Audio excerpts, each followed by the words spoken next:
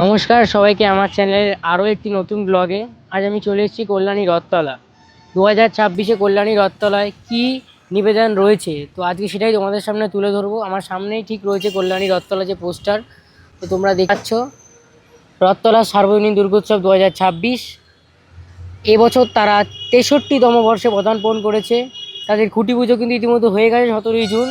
তাদের এবছরের আকর্ষণ মথুরার নির্মীয়মান শ্রীকৃষ্ণ বলরাম মন্দিরের আদলে তাদের মণ্ডপ এবার তাদের গড়ে উঠতে চলেছে। তো আমি এখনও গ্রাউন্ডে প্রবেশ করিনি, যে গ্রাউন্ডে তাদের পুজোটা হয়ে থাকে, এখানে কিন্তু তাদের মেন পুজোটা হয়ে থাকে। তো তোমরা বাইরে থেকে কিন্তু দেখতে পাচ্ছ যে একদম যে মণ্ডপ প্রস্তুতির কাজ তা কিন্তু একদম চরম পর্যায়ে চলছে। তো আমি ভেতরে যাব এবং ভেতরে গিয়ে তোমাদের দেখাবো যে তোমরা যদি এই পুজো প্যান্ডেলে আসতে চাও তো তোমাদের দুটো রুট বলে রাখি, দুটো রুটে তোমরা আসতে পারবে।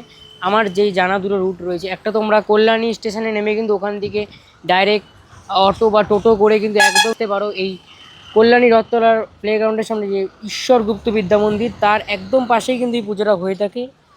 আরেকটা হচ্ছে তোমরা কিন্তু কল্যাণী মোড় যদি ঠাকুর দেখতে আসো, সেখান থেকেও তোমরা কিন্তু কল্যাণী আইটিআই মোড় প্যান্ডেলটা দেখে ওখান থেকে কিন্তু কিছুটা হেঁটে তোমরা টোটো করে চলে আসতে পারো এই কল্যাণী রথতলা পুজো গ্রাউন্ডে। তো চলো আর বেশি কথা বাড়াবো না, প্যান্ডেল প্রস্তুতির কাজ কতদূর এগিয়েছে সেটাই তোমাদের দেখাবো। তো চলো দেখতে থাকো।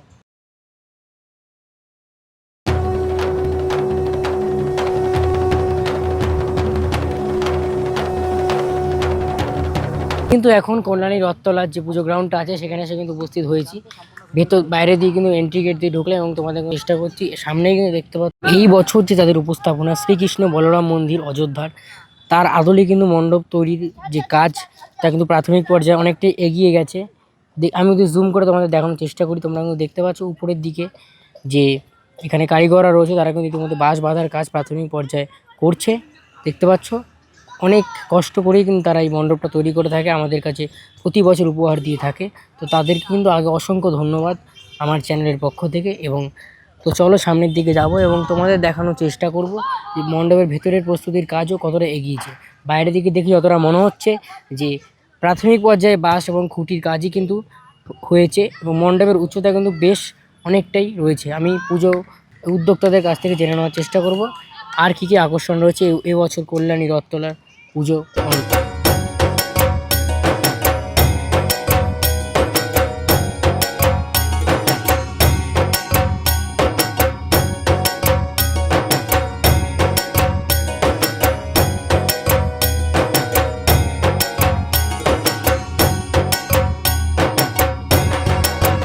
এবং আমি সামনের দিকে এগিয়ে যাচ্ছি, সামনের দিকে এগিয়ে তোমাদের দেখানোর চেষ্টা করব যে মণ্ডপের ভেতরের কাজ কত দূর এগিয়েছে।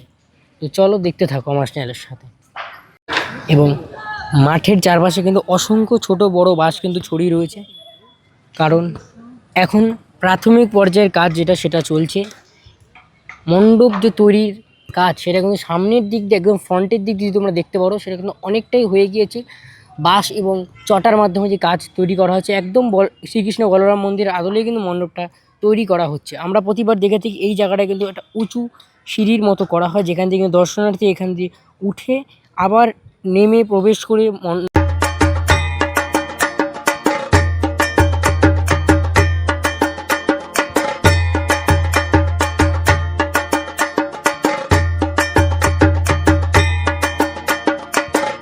কিন্তু একটা ব্যানার দেখতে পাচ্ছ ডেকোরেটেড বাই আশা ডেকোরেটরস, মানে এইখানের মণ্ডপটা যারা তৈরি করে থাকছে এই বছর এবং বিগত বছরও যারা তৈরি করেছে, অমল কুমার শিকদার এটি হয়তো শিল্পীর নাম, যার আদলেই যার তত্ত্বাবধানেই এই কল্যাণী রথতলার মণ্ডপটি গড়ে উঠছে। নিচে কিন্তু মোবাইল নাম্বার দেওয়া রয়েছে এবং Phulia bus stand, Phulia colony, Nadia, যেখান থেকে তিনি আসছে।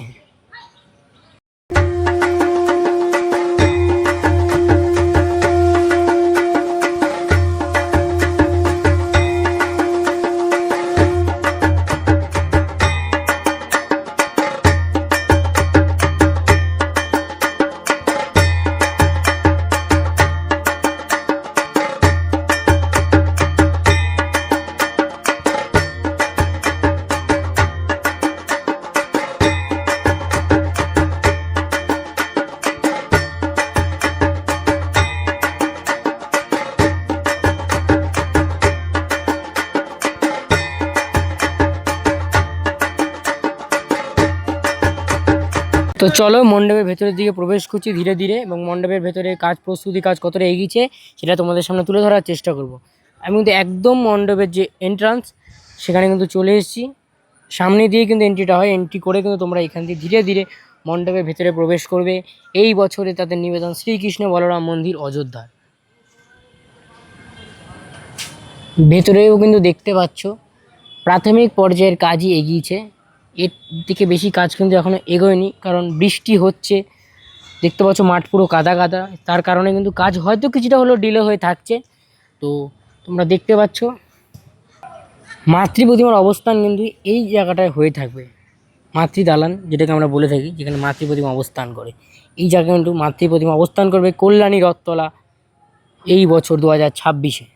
আশা করছি মণ্ডপের ভেতরের দিকে কিন্তু অনেক কাজ আমরা দেখতে পারবো। যত দিন এগোবে তত আমরা কিন্তু আরও কাজ এই কল্যাণী রথতলার পুজো মণ্ডপে দেখতে পারবো।